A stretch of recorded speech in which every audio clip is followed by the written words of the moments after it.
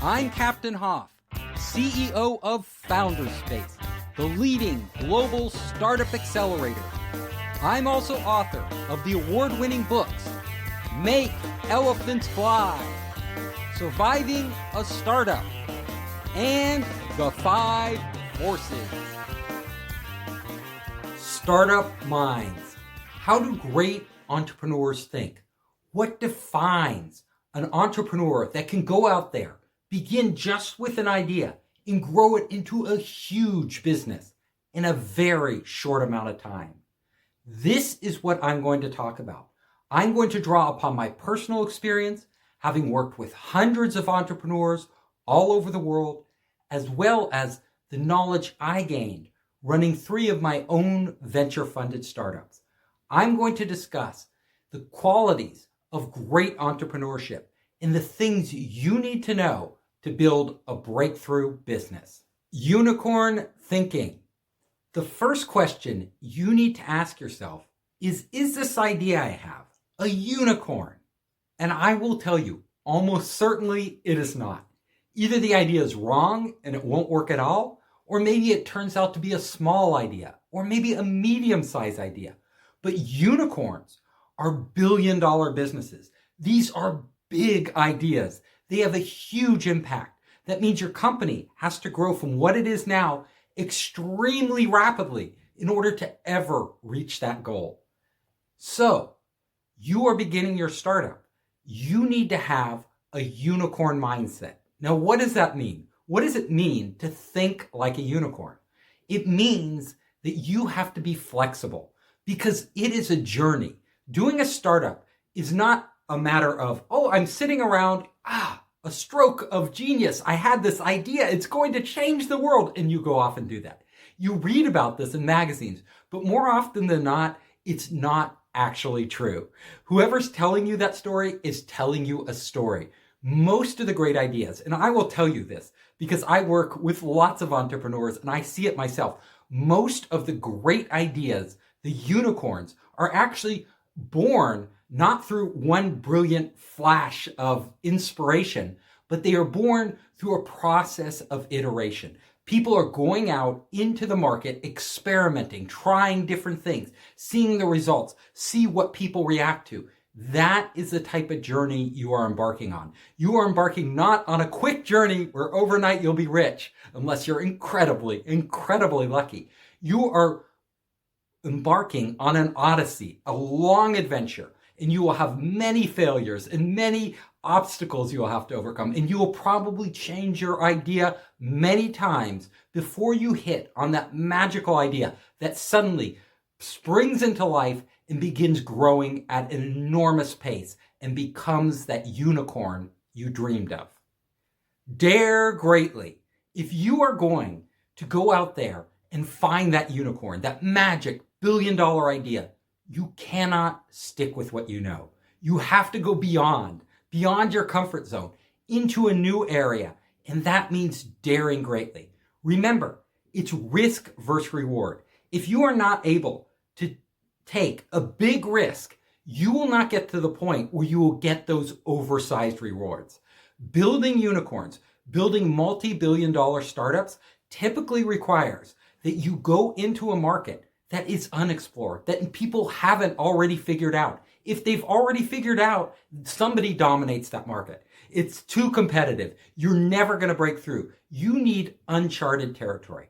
And whenever you're going into uncharted territory, when you're trying things that nobody has ever tried before, that entails risk. It entails a lot of risk. So I tell entrepreneurs, look, don't be afraid to dare greatly. Don't be afraid to jump off that cliff into unknown waters and see where you land.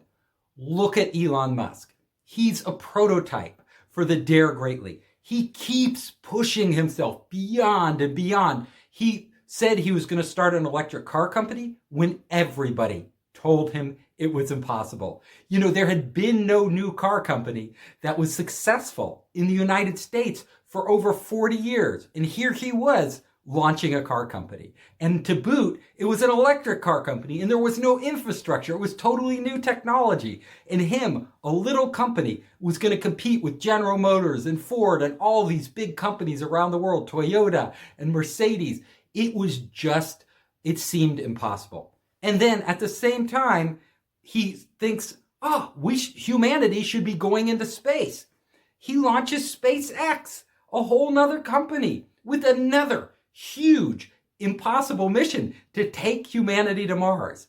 This is what I mean. You don't have to go to that extreme, but you really have to have that mindset. Great entrepreneurs aren't afraid. They don't hold back. They don't say, well, that's too big a risk. I'm sorry, I'm not going to do it.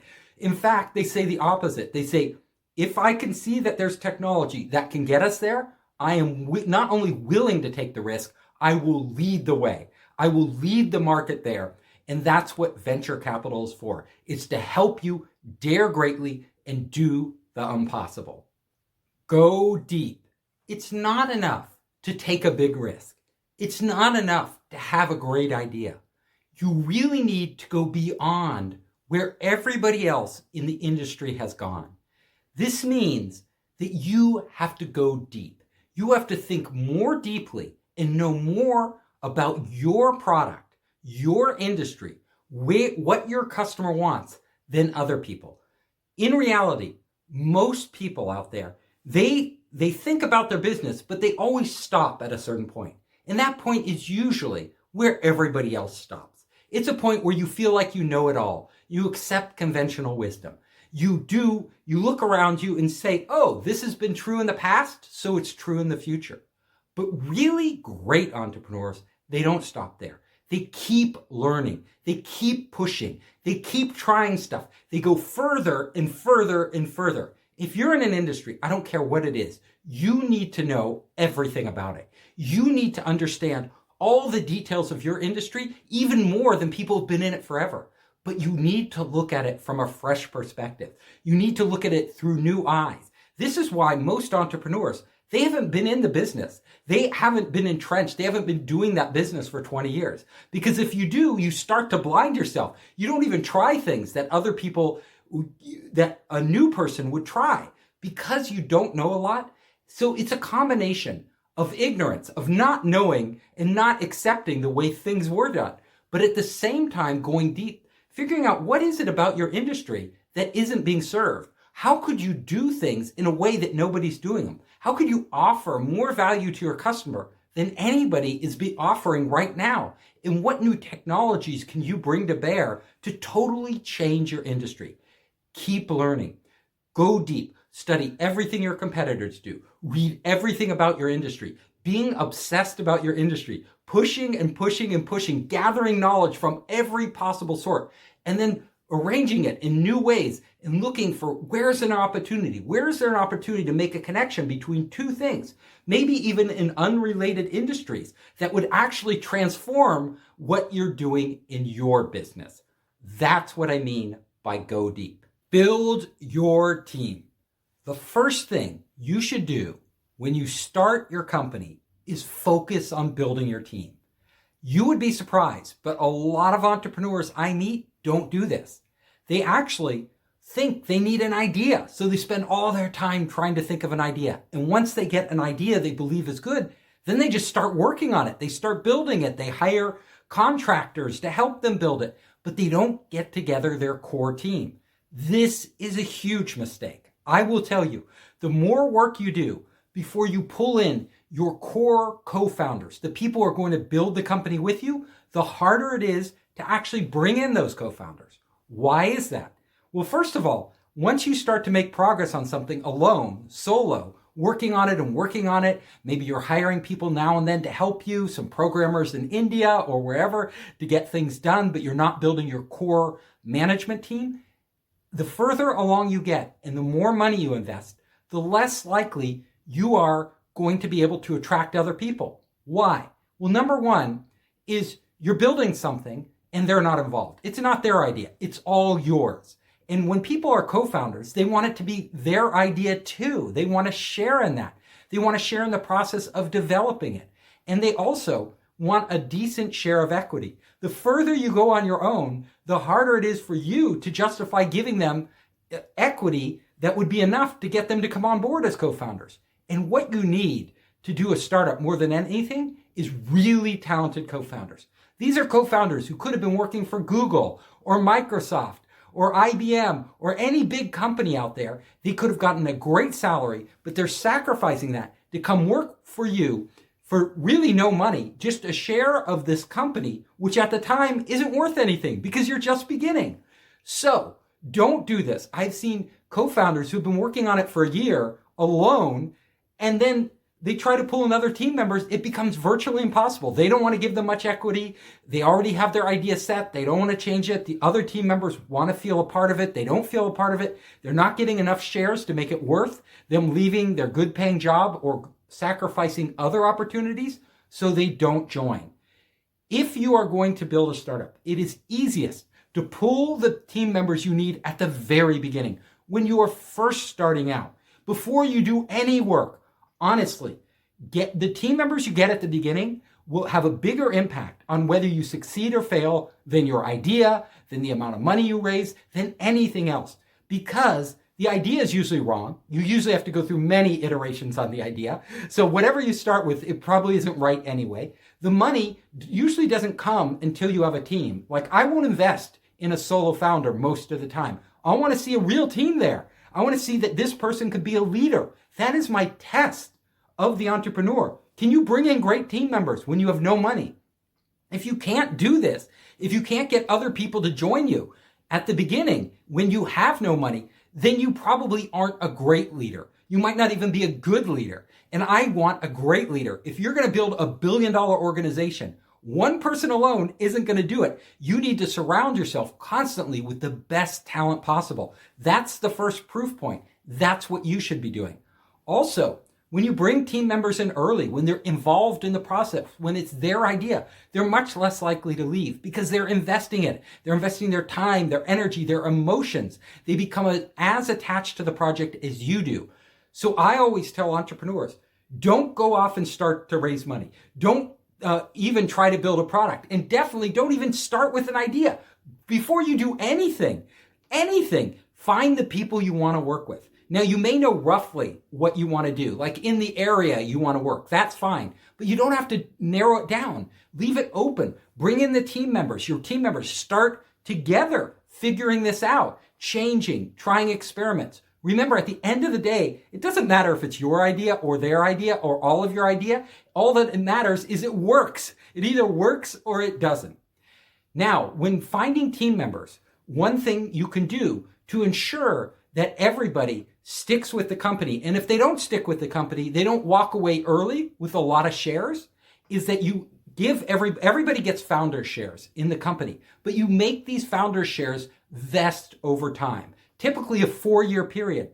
That means if one of the co-founders leaves before the 4 years are up, the company has the right to buy back the unvested shares. This is really important. It mitigates the risk. You don't want to give away a lot of your company and then have people just walk out the door a month, 2 months, 6 months later with a huge chunk of equity. It can really be damaging to your long-term business prospects. So don't do that.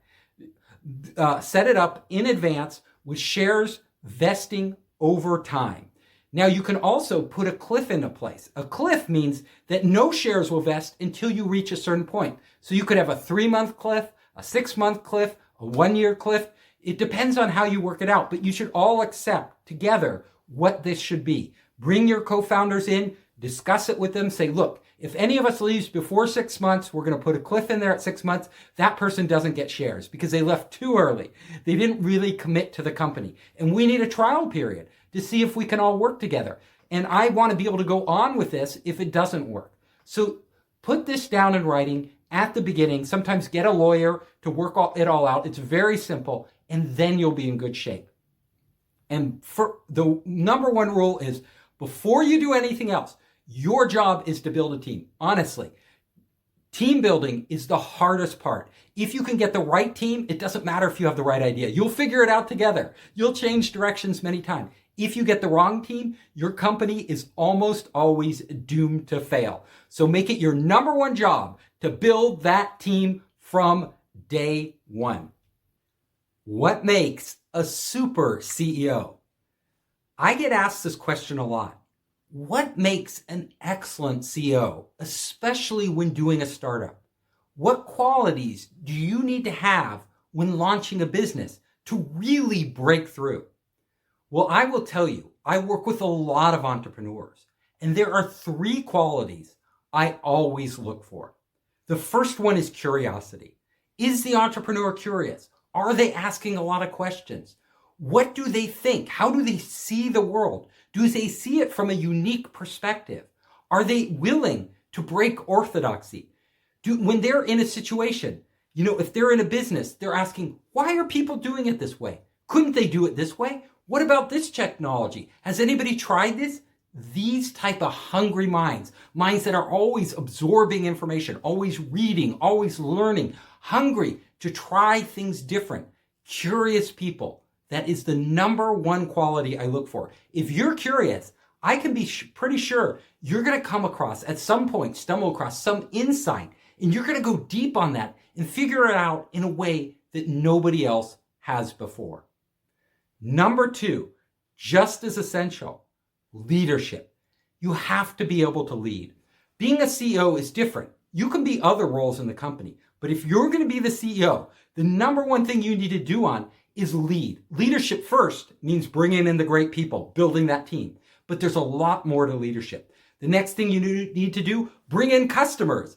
Get the customers. You need to go out, sell them, get them to believe in what you're doing. Then you need to bring in investment, get the venture capital. Then you bring in the press, get the media focused.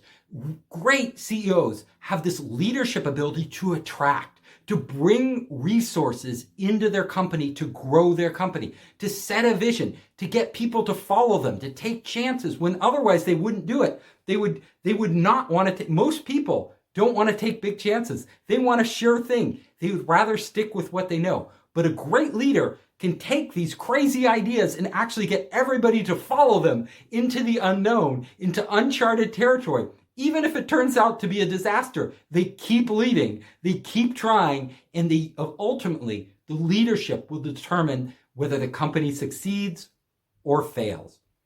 The third one is also a core trait. It's also essential. You need all 3 of these to be really a great entrepreneur.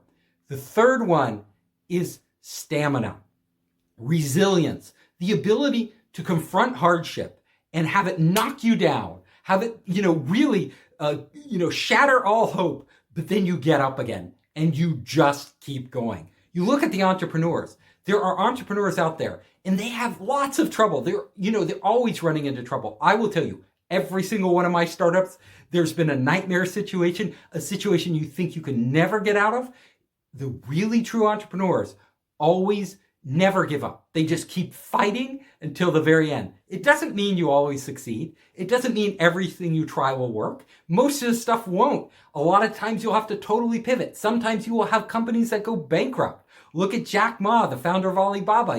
His first companies didn't work out. Bill Gates, his first company didn't work out. Steve Jobs had plenty of failures. That isn't the point. The point is that they kept going. They didn't sit around and let that failure define them. They had stamina. They had resilience. They've done studies and they found that the people in life who are most successful are the ones who have this ability to bounce back. So if you don't have it, you're probably not going to get through it. Even if you're super curious, even if you're a great leader, you're going to hit hardship at some time. And that's the time you need resilience. So those are the 3 qualities that I see making a super CEO. Keep it secret. Should you keep your precious idea secret? Should you tell nobody? Because they may steal your idea and run with it and beat you to market. This is a fear of a lot of entrepreneurs. I had this fear when I launched my companies. A lot of entrepreneurs come to me and say, Steve, should I show people my idea? You know what I tell them? You have to show people your idea. You cannot keep it secret. Honestly, I'm not telling you to go out there and go in front of a room full of competitors at a conference and announce your new idea, your new brilliant idea, so all of them can copy you. Do not do that. But you also, on the other extreme, should not keep the idea all to yourself. The reason is because your precious idea, the idea you think is so great, might not even work. And if it works, it probably only works part way. You probably only part way figured it out. You have to take that idea into the real world. And the only way to do that is to expose it to people. You have to bring it out and show it to potential customers. Get their feedback. Have them start engaging with it. Whether it's an early prototype, whether it's an alpha or beta version, whether it's just a PowerPoint, you need to get in front of these customers and figure out if they need your idea, if they're willing to pay for it, if this is something that will make a difference in their lives. If it's not, you're probably on the wrong path and you need to change. And the sooner you change, the better. I will tell you, far more companies, like 10 to 1, die because they simply are on the wrong path. They don't even know it, but their idea is no good, rather than companies where some competitor steals their idea. Very rarely does a competitor kill you. If you have the right idea, you have the right team, you're moving fast, it's hard for people to compete with you. You can go and execute on that idea even when people are trying to steal it. And trust me, in the real world, the first time your article, your product gets any press, any media, it's out there. It's out there in the real world. Everybody who wants to see it can see it. And anybody who wants to copy you can copy you. So that's inevitable. People will see your idea and people will copy your idea. But the most important thing is that you figure out the details of that idea. Not the big picture, but the really nitty-gritty details. That's what defines whether a product really works in the marketplace or whether it doesn't. Whether there's demand or whether there isn't. And more often than not, when you're beginning, if you keep your idea all to yourself, at the beginning, you won't know. And you won't be able to progress.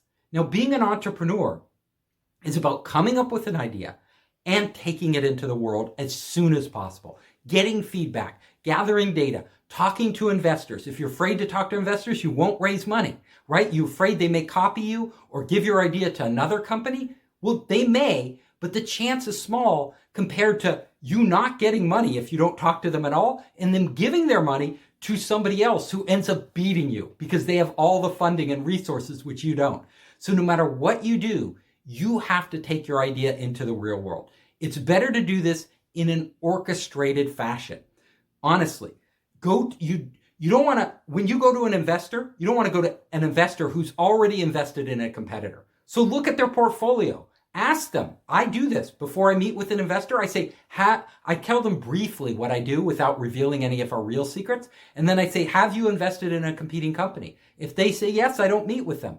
If they say no, I double check their portfolio. Seems true, I go meet with them. I take the risk. You have to take it. You have to meet with customers. Could one of them walk off and make your idea? Yes, but this is an inherent risk of doing business.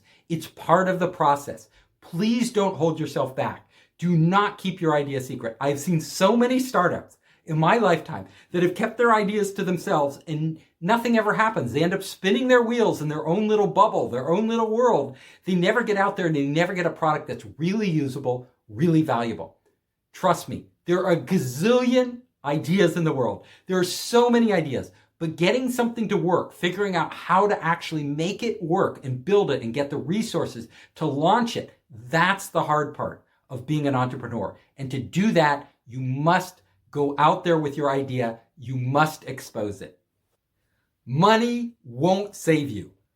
I live in Silicon Valley. I work here. I invest here. I meet entrepreneurs all the time that are coming here. And a lot of them believe the money is the end game. When they get that money, when they close their Series A round or whatever round they're after, it will solve all their problems. Trust me, it doesn't. I've been there. I know. That's when your problems begin, is when you get the money. It's not when they end. When you're launching a company, it's very easy to buy into the myth that all you need for you to be wildly successful is to get a top tier VC firm to get in with you, to give you the money, to give you the connections, to give you everything else, and then it will take care of itself. Well, money never solves the core problems of a business. Never. There are so many examples I've seen that companies that received not just millions of dollars, but tens of millions of dollars or hundreds of millions of dollars, and they went nowhere because they hadn't really figured it out. Before you get the money, you need to figure out your business. Now, let me give you an example. There was a company called Fab. You probably don't know them, but they were really popular for a short amount of time. FAB.com, Fab. This company had these flash sales, and it seemed like they were doing incredibly well. They were growing at an enormous rate. They actually wound up raising $400 million. $400 million. And they were just booming. You're reading about them, you're like, this is amazing. This company's going to be huge. They were a unicorn already. They're going all the way. Then you find out that the company totally imploded because those customers that they were acquiring weren't sticking. What they had wasn't working. But because they were able to keep raising money and raising more money and raising more money, they were able to mask the problem.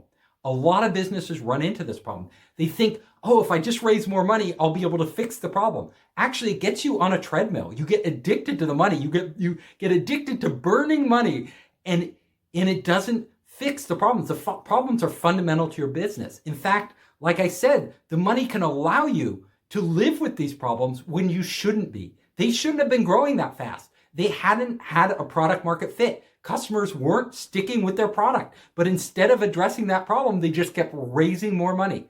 This has happened over and over again. There have been startups that I know, like Color, that raised 80 million out of the box, but their first idea, which they hadn't actually brought to market, when they brought it to market, it wasn't successful. People didn't care about their app. They just didn't care. So they had all this money and they kept iterating, but they really ended up coming up with nothing brilliant. There was no big hit there. When you are out there, remember, venture capital isn't good at helping solve problems. It really doesn't solve any problems. Venture capital is only good at one thing, and that's accelerating growth.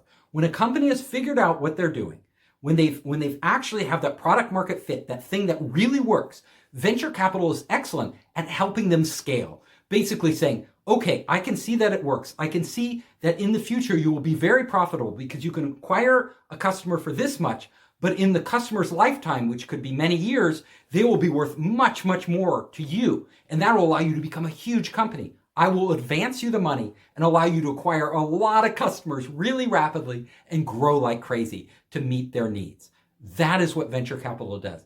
Venture capital coming into a business that's broken, that isn't working, all they do is compound the problems. They're giving you money. As soon as a VC gives you money, they want you to grow because that's what they're used to. That's what their model is predicated on. They're not predicated on you doing another experiment, figuring something out, they're there to help you grow. So what they do is they end up pushing you to growth, acquire customers, grow, get another round, grow. Keep this cycle going. But the cycle, you can grow. It just makes you go faster in the direction you're already going faster. If it's not the right direction, you end up going off a cliff at some point. We see this happen all the time. You saw it happen with the bicycle sharing companies. They in China especially, these companies like Ofo grew so fast with, so much money. Bikes were everywhere, but the business model didn't work. So what you end up with is, dead bikes on all these street corners, just sitting there, dumped in piles. It's crazy. This is where the funding gets ahead of the business. So as an entrepreneur, you don't want too much money. You want just enough money at the beginning to experiment, to work on your idea, to try different things at a slower pace, to figure out what customers really need. Don't raise a lot of capital, even if you're offered it. It won't help you. In fact, like I said, it's going to push you in the wrong direction. They're going to force you to lock down. You're going to start hiring people and start going. What you need to do is keep your team small, keep experimenting, trying different things, and only when you're 100% sure that, wow, I've figured something out nobody else has. This is great. It's a money-making machine. That's when you pull on the venture spigots and start filling up your company with cash and growing. Break the rules. When you're entering a market, you're at a disadvantage. You're a small startup. you don't have a lot of resources, you're usually up against bigger players who have been in the market a while, and those big companies are playing by the rules. A lot of them have written the rules. They grew up and the rules favor them. So if you're entering a new market, you don't want to play by their rules. You want different rules. You want to break their rules. Let me give you an example.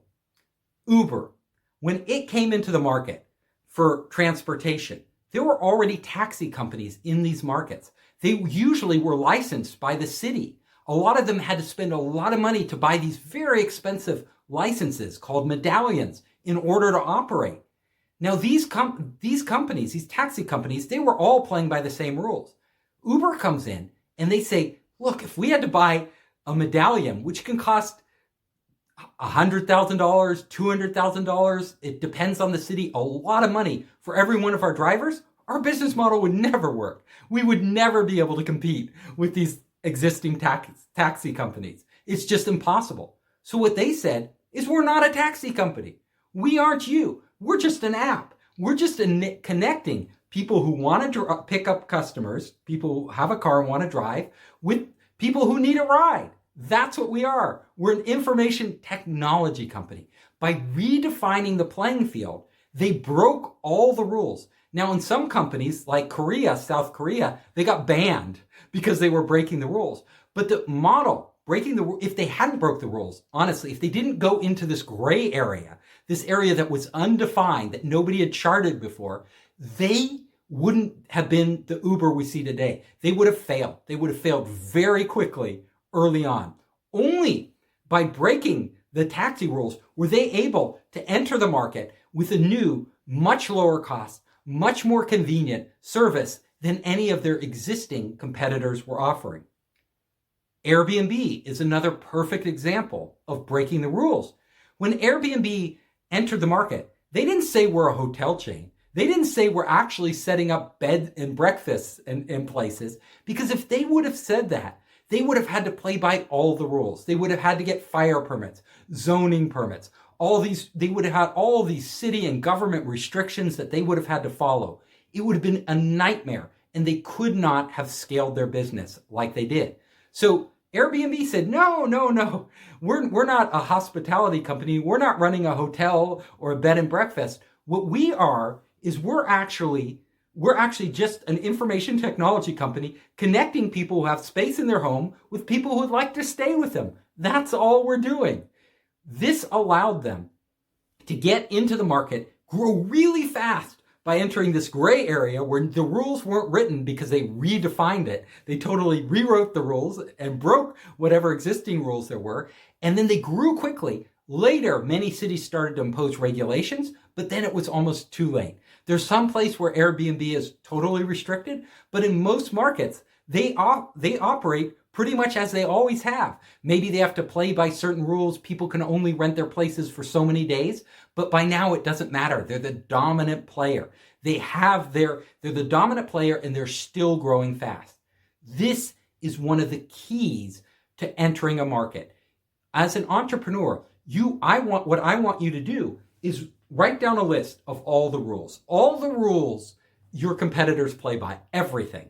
Think about it, you and your team. Then go through each rule and ask, what if we broke this? What if we just ignored this rule? What if we did it differently? Now, of course, you can get in trouble. You could get your company shut down. But more and more governments, especially if you're in the information technology area, you're doing something new with technology, they will give you leeway because they don't want to stifle innovation. So you have this chance to operate in the gray zone before legislation catches up with you. This is what Uber did and Airbnb did. They grew fast enough so that by the time they had to fight the rules, they were big enough. And they had the resources, they had the lawyers, they had everything else, that it didn't stop them.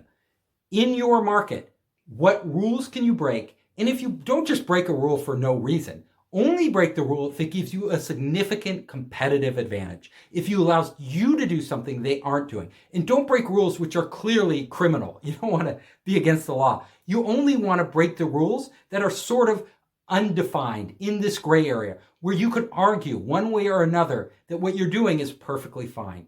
That is a great strategy for growing your business. Focus on one thing. As an entrepreneur, You have to remember, when you're beginning, you don't have unlimited resources. You don't have unlimited time. Everything is scarce, and you have to make the best use of what you have right now. Now, a lot of entrepreneurs I see make a fundamental mistake, and I used to make this mistake. I thought that if I do a lot of things, if I'm trying this project and this project and this project and this project and putting a little work into any of these 5 things, that if just one of them succeeds, I am successful. What I didn't realize is that this was flawed logic, because more often than not, if you're trying a whole bunch of things at once, all of them will fail. The reason they fail is because in order for you to succeed, you need to push through. You need to puncture and break through a wall of competition. And you aren't going to do that by just pushing a little. You'll come up against that wall and stop. That's what companies do. But when you put all your effort, all your thought, all your energy, every penny you have behind one thing, you are able to push that thing farther and as far as it can go and really understand if it has potential. The successful entrepreneurs that I see in the world, they don't start 5 things at once. What they really do is pick one thing, the one thing they believe has the biggest chance for success. They put all their resources behind it. They go all in. This is all they're thinking about day and night. Everything is focused on that. And they push and push and push. And if it breaks through, great, they're on their way. If it doesn't break through, they kill it and they try another thing. So they focus on one thing, and then if it doesn't break through, they try another thing. If it doesn't break through, they try another thing until they push through. This focus, putting all your energy, concentrating, is absolutely essential to becoming the type of startup that will become a unicorn, the type of startup that will gain the momentum, the insight, rally the resources to actually make it where you want to go. Remember, focus on one thing and your chance of success is much higher than dispersing your energy across a whole lot of different projects. Your customer's mind.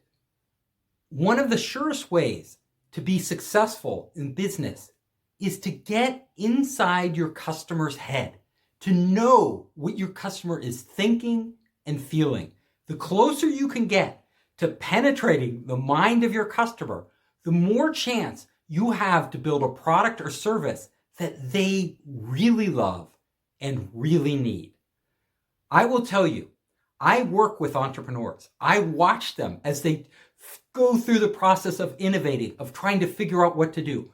Too many of these entrepreneurs isolate themselves. They're in their own little bubble. They're making their product. They're doing it. They have their own ideas. They're talking to each other, but they aren't going out and really understanding who their customer is and how they view the world. The most successful entrepreneurs that I know, either they are building products because they are the customer, right? They know because they need this product for themselves. So they build it at their work or whatever it is. They have discovered that if I had this product, it would totally change the way I do my job or totally change my life. If that is the case, then you're already inside the mind of your customer. If you're building it for you to use, if you are the end user, then it's perfect fit. And that's why so many entrepreneurs actually come up with their ideas by building products that they need. But there are a lot of cases where you aren't the customer, where you're entering a market and you haven't been in their shoes. You haven't done the job of the customer.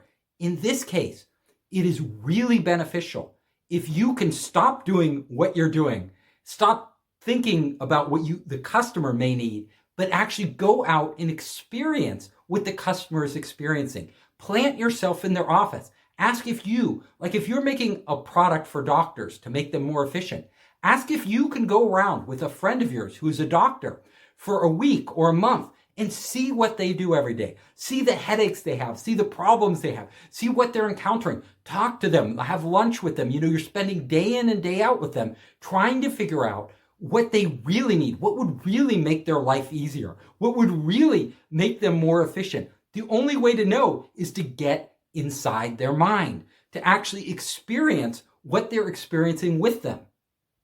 If you're building a product for restaurants, why don't you go work for a restaurant? Instead of just building the product, get in there. Start doing the job, figuring it out. What do cooks have to go through? What does the restaurant manager has to go through? What do busboys go through? How does everything operate? How is the food procured? All of the issues they have with customers, everything else. If you can start to experience this and look at their world through their eyes, then you will start to get ideas you would have never had. And there may be things you were thinking of building, things you thought they needed, which suddenly it opens up to you. They didn't need these. That was just in my head. I would have wasted a huge amount of time building something that they don't even care about. But now that I'm in their heads, I know exactly what will totally transform their lives for the better. Get inside your customer's mind. Your chance of success will go up dramatically. Good versus great. There are a lot of products out there. I don't care who you are going to face competition. And at the end of the day, if you are making a good product, even a really good product, you are probably going to fail. The reason why? Because somebody out there is going to make a great product. And customers, they always choose the great one. Why wouldn't they? Why would you settle for good or even really good when you could have great? Think of the apps on your phone. Think of how many apps there are in the App Store. Hundreds of thousands of apps. I mean, who knows how many apps there are? But usually you download an app to your phone, you look at it, oh, that's pretty good. You start using it. Yeah, pretty good. A week later, delete, the app is gone. You didn't care. You only care about the great ones, the ones that really provide value to you, the ones that are better than the competition. And honestly, word travels fast. If you're using something, you usually heard it from somebody else. You read about it in some article. People are herd animals. We all go to the very best one. When search engines began, there were close to 20 search engines, 20 major ones, not even the minor ones. But how many are there today? And how many do we even care about? There's really only Google. Google is the great one, right? That is the one, it wiped everybody else out there because it was significantly better. All the good search engines, and there were plenty of them, we don't even know their names anymore. Do you remember InfoSeek? Most people don't. But there were a lot of these search engines. Alta Vista, people thought it was pretty good. They said it was really good, but it wasn't great. It wasn't at Google's level. So in the world we live in today, with new technology always coming, new ideas always coming, new competition right around the corner, you not only have to be great from the start, you have to be the very best in your industry, but you have to maintain that greatness. You have to always be focused on everything you do in being great. Now, great isn't just that you have the best product in the world. Great has many things. The quality of the product, what the product is able to do for customers, the features it has, the price it has, right? Is it great for the price? If you have if your product is a great deal, people will buy it, even if it's not the best product. Other people may prefer to buy the product that has the most features, does the most for them, gets the best reviews. There are different ways to be great, but no matter what you are in the world, you must be great because otherwise you're just going to get lost in the crowd. Copy competitors. Should you copy competitors? I'm a big one. I always say innovate, innovate, innovate. You have to do something unique. You have to do something different. But I am not saying don't copy competitors. Yes, you should copy competitors. Always copy your competitors. Honestly, your competitors are out there. If they have a great idea, you should use it. Why wouldn't you? It's not enough. Being different isn't about copying competitors. Every great company is always monitoring their competitors, looking at everything their competitors do. You should be out there. You should know your competitors as well as you know your own product. You should follow everything they do. You should have your team always going to your competitors, trying out what they're doing, seeing what mistakes they're making so you can fix and improve upon those, and what things they do really, really well, and borrowing those, using those, incorporating those features into your products. That's how you remain competitive. That's how you stay at the top of the game. But the one thing you need, in addition to copying competitors, you need everything they have, at least as good as they have it. But you need one area that you excel, that makes you different, which you are so much better than everybody else, that it gives customers a reason to come to you and stay with you. So that you don't have to innovate across everything. You can't. For most products and services out there, there are too many areas to innovate on. But you need to keep up with your competitors in those areas and figure out that one thing that people are going to come to you for. Why do they come to you? And in that area, you do have to innovate. So yes, copy competitors all the time while innovating in the area that can add the most value to the customers you're targeting. Value over money. The really smart startups that I work with and that I see in the industry always focus on providing value to their customer over making money today. You can look at companies that grow really fast, and these companies tend to be laser focused on the value they create. Their whole mission is about creating value for the customer, as much value as possible, because they realize the more value they create for their customer, the more profits they will make in the long term. Now, in the short term, when you prioritize what the customer needs over what you need to make money, it can seem wrong because you can actually lose money. Remember companies like Amazon. Amazon, at the beginning, they lost money. And it wasn't a short time that they lost money. They lost money for years and years and years. People thought it would never end. When is Amazon going to make a profit? But Jeff Bezos, he's a genius. And he made it his number one priority from day one: create value for the customer. Whatever we do, we have to be focused on what the customer needs, not what we need, not what I think I need as the CEO of a company. Yes, we need money, but we can put off that money if we are creating enough value for the customer. Because when you create what I call extreme value for a customer, they get hooked on you. They get locked in. They won't go anywhere else. And that's when you win. That's when you can really start monetizing those customers. So from day one, Amazon said, we're going to do things differently. All of our competitors out there in the early days of e-commerce, all the competitors, they made it really hard to return products, either because they just didn't know how to make it easy, or else in a lot of cases, because they simply didn't want people to return products. Because when people returned a product that they had they lost money. They lost revenue. So what they did was they would hide they'd make it really difficult to find how to return products, and then they would make it an onerous process, and it would cost them money. And customers, they didn't like it, so they didn't want to return products. Amazon said, we're doing the opposite. We're going to make it super easy to return products. Even if it costs us money, even if it hits our bottom line, we're going to make it as easy as possible for customers to return products. And they did that. They made it super easy. So it was brain dead simple. If you wanted to return something, you could return it. Amazon was very open about this. What it did was, we would buy products, like me in the early days of the internet and e-commerce. When I would go shopping to buy products, I would always go to Amazon because I knew if I didn't like the product, I could return it. I would also be more comfortable buying more products, taking chances on new products, because I know if I got them and I changed my mind or I didn't like them, Amazon would make it easy to return them. So this ended up costing Amazon a lot of money at first, but over time, I stuck with Amazon. And we can see today, Amazon is making a huge amount of money through this policy. But they didn't stop there. They looked at everything they did and thought about customer first. How do we put the customer ahead of our own interests? Because we know in the long run, that's what we're here for. Businesses are built on serving customers.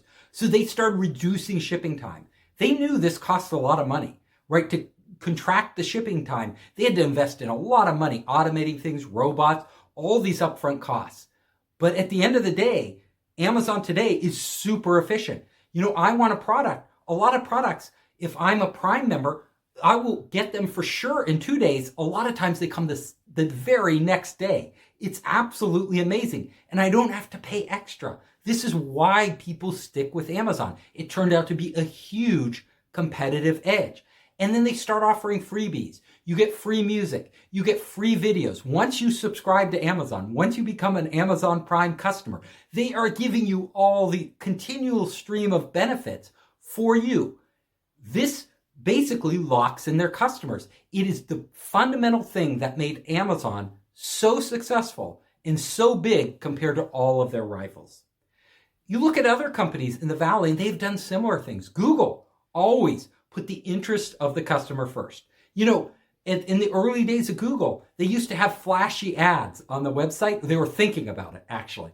You know, and Larry Page looked at these ads that were all flashy and he says, I don't want those on the site. That distracts users from their main purpose. Their main purpose is to search for something. We should make the ads integrated into the site. They shouldn't jump out at you. You should see it's an advertisement, but it should look like other search results. So it's just text. It's not flashing. It's not, there are no graphics. It feels like part of the site, and that the search results are actually useful to people. Even the ad results. When you type on something, you're looking for pillows, the fluffiest pillow. You'll see a lot of reviews of different pillows from various sites, but you'll also see advertisements for pillows, fluffy pillows.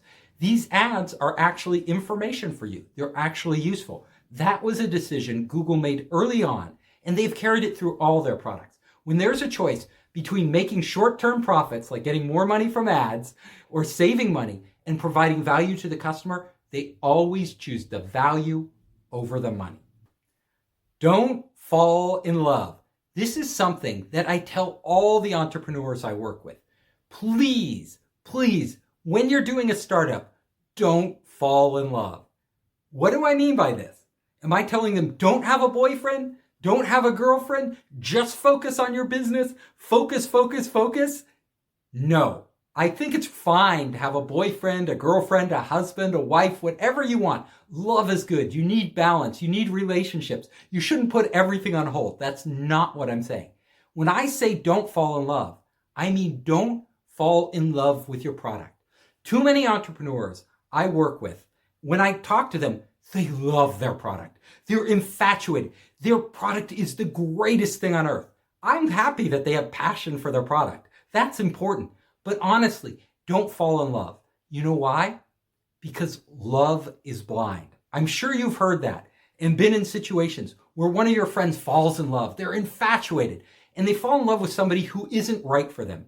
And you can see it and you're like, this person isn't right for you. Everybody is telling this friend, it's a mismatch, but they don't want to hear it. They filter out everything. They are in love. The same thing happens with a product. They've done many studies on this. People who end up working on something, they end up building something, they fall in love with it. They don't see what it really is. They don't see the flaws. And when other people point out the flaws, because they're so in love with it, they're like, no, it's fine. My product's fine. No, those people, they just don't get it. They don't get the product. So forget about them. This is a real problem because your product will never take off if you love it. It doesn't matter how much you love your product. It's not going to make customers love it. What you have to do is make sure that you don't love your product, that your customer loves it. And the only way to build a product that your customer loves is to listen to your customer, to listen intently when they criticize your product, when they tell you they don't really need it, when they tell you things that they want change. You need to hear that, and you need to hear it clearly. And in order to do that, I like to say, you can't love your product. Your product is just a way of making your customer happy. So don't love your product. Love your customer. Love everything. And then you, by loving your customer, you'll want to make them happy and you'll want to make them fall in love with your product. So it's a love triangle, but a different type of triangle. You have to love your customer loves your product, and then you will have a company that is very successful. It's a roller coaster ride. Whenever you're doing a startup, don't delude yourself. It's not going to be smooth. Doing a startup is like hopping on a roller coaster. You're going to go through huge swings, up and down and all around, loop-de-loops. It's going to throw you every which way you can imagine. So you have to be prepared when you enter the driver's seat of a startup that you are going on a wild ride that is going to be full of ups and downs, great heights of elation, followed by days of depression. This is normal. It's not abnormal. This is the This is standard. Like when I was doing my startups, my 3 different venture funded startups, I will tell you, one week we were on top of the world. Everything was going great. The next week, an employee would quit or something, or a deal would fall through, and it was a disaster. In order to really make progress in a startup and to enjoy the process, you have to mentally, ahead of time, prepare yourself for this type of environment, for a world where you cannot predict day to day what will happen. Because if you expect it to just be normal, like any job, you're really in for a surprise, and probably not a pleasant surprise. So whenever I do a startup now, I'm just like, I don't care what they throw at me. I don't care what happens. I'm not going to get too worked up about it. I know that I could be on top of the world today and on the bottom tomorrow. Whether I'm on top or bottom, I'm going to try to feel like it's the same. It really doesn't matter. All I care about is that over the long haul, I'm moving forward. I'm moving towards some goal. And along the way, all the crazy turns and everything else along the way, that's fine. We can go off, we can fail, we can do this, we can achieve that. It's all fine as long as I am enjoying the ride of my life. So remember, when you're doing a startup, prepare yourself both physically and mentally for a roller coaster ride. Otherwise, you may just get sick and throw up all over yourself, and you don't want that. Know yourself. If you're getting on the startup ride and you're going on this crazy roller coaster with all the ups and downs that it entails, it's really important to know yourself. I work with a lot of startup founders, and I can see them. I can see the pain, the suffering, everything they're going through. And I will tell you, some of them were born to be entrepreneurs, but other ones of them were never cut out to be an entrepreneur. I could see they would be so perfect and so happy if they were in a different role, if they were working in a large, stable corporation, if they had a job in a research lab. These people, many of them, would be great even as a co-founder, supporting the chairman and CEO. But to be in the chairman and CEO role, if you don't have it in you, what it really takes, the leadership ability, the stamina, everything else that is required of the CEO, then maybe you should consider switching. Just because you're founding a startup and you start as the CEO doesn't mean you have to continue to be the CEO. I know many really successful startup founders in Silicon Valley that began as a CEO and then they moved into another role because they thought somebody else could do this better. Either they still had a lot to learn. At Google, Larry Page and Sergey Brin are the founders, but they stepped aside because they knew they weren't ready to be the CEO, neither of them. And that was an incredible decision. That's what made Google what it is today, that initial decision. Over and over again, they were smart enough and lucky enough to really know themselves. So if you don't know yourself or you're not being honest with yourself, take a look in the mirror. Spend time. Ask yourself, what are my strengths? Are these the strengths required of a CEO? Do I enjoy this? Am I a person who likes to have stress? I thrive on stress. I thrive on uncertainty. If you don't thrive on stress and uncertainty, maybe a startup isn't the best place for you, especially the leadership role, because it is like constant stress, constant uncertainty. Some people love it. They embrace it. It's just perfect for them. And other people, it's a torture. It's really a torture. And why put yourself through a torture? Being successful in life is not about being like everybody else. You don't have to be the next Bill Gates, Elon Musk, Jack Ma to be successful. You could be an amazing doctor and be successful, an amazing lawyer, amazing corporate executive. There are a million different things you could do, an artist that you may be perfectly cut out to do. You should figure that out, because until you figure it out, until you know what you love to do, what's natural for you, where you really excel at, where you can really add value to other people, then you won't be successful. And some people don't want to build a big venture-funded business. It's really not what they're about. They want to do small projects that help their community, help other things. Think about these things up front, and it will help you in making the right decision in the long run. When should you quit? This is a question I get asked quite often. Entrepreneurs will come up to me and they say, Steve, when should I quit? When? You know what I tell them? I tell them the same thing every time. When an entrepreneur comes up and asks me when they should quit, I say, honestly, quit today. Quit right now. Walk away from whatever you're doing. Stop doing it. Quit. Am I mean? Am I insensitive? They put their life into this company. No, I'm not mean. I'm giving them the advice they need to hear.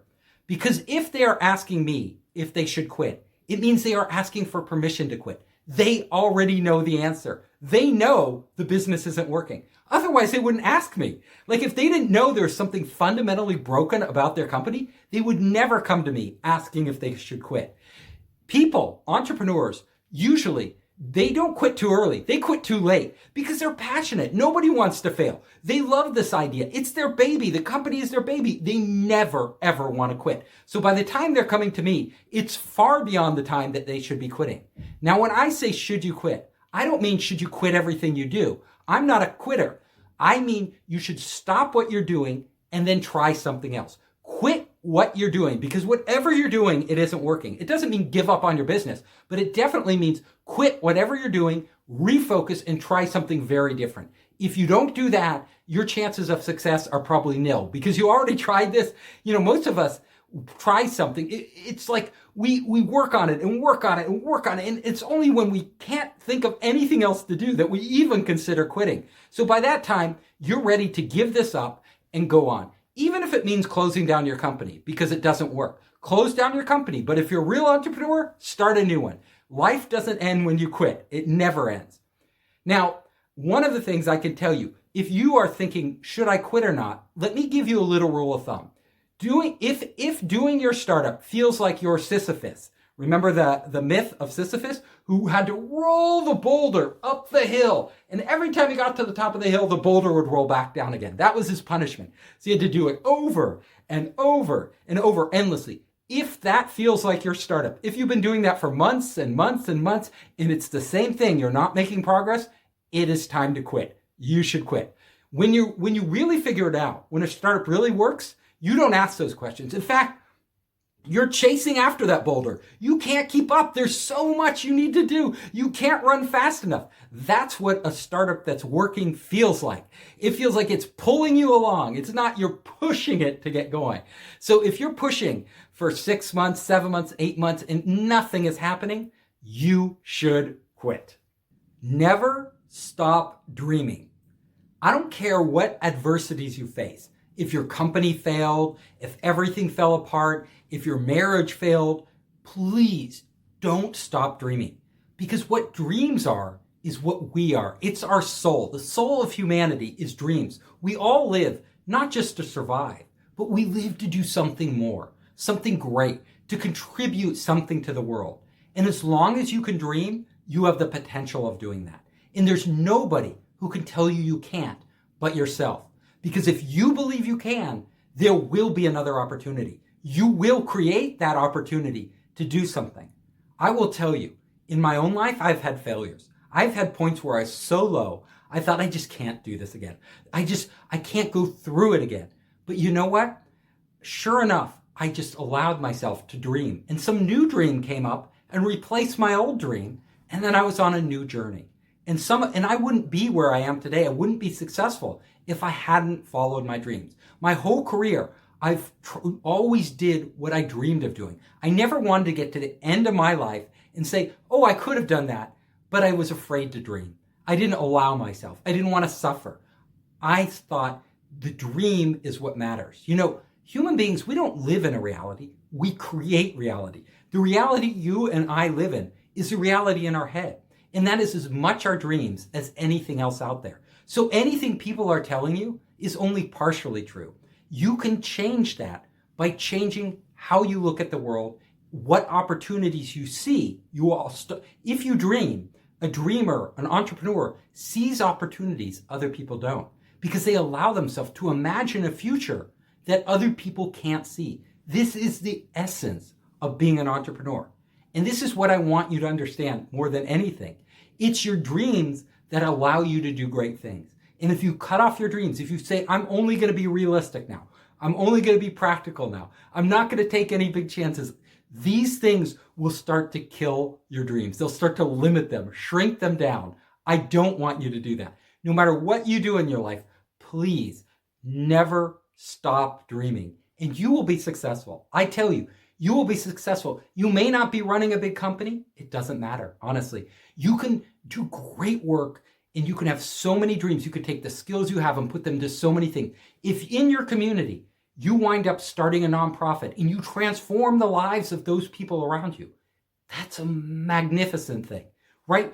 A big corporate CEO can't do that. They're too busy running their company. Only maybe you could do that. There's probably a dream out there right now that is just right for you. You may have to change your dream. It might not be what you thought it would be, but it can be something even better and more fulfilling and something maybe only you can give the world. I hope you enjoyed the talk. If you liked it, you can come to founderspace.com. You can check out our latest events, contact us, and see my latest books, Make Elephants Fly, Surviving a Startup, and The 5 Forces. You can also find me on all the major social networks. Just search for Founderspace.